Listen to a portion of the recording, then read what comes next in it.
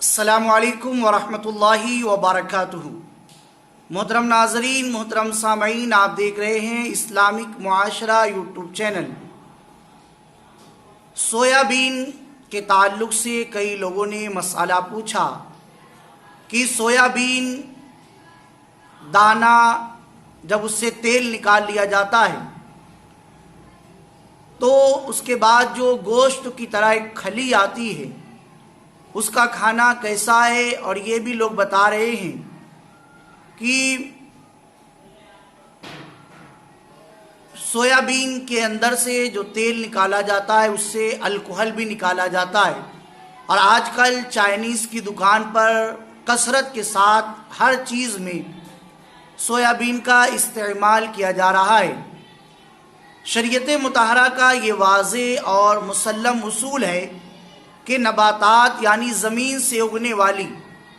جتنی چیزیں ہیں وہ سب پاک اور حلال ہیں، اور ان کا کھانا بھی درست ہے،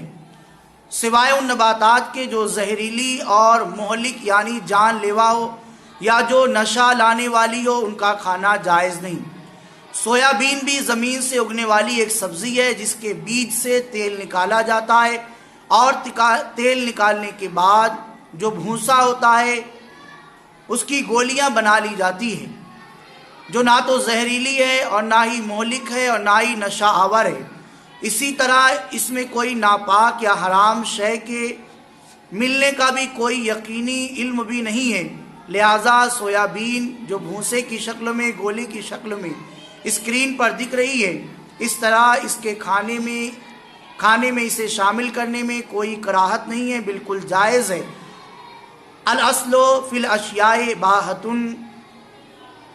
الاشباہ والنظائر میں یہ اصول موجود ہے،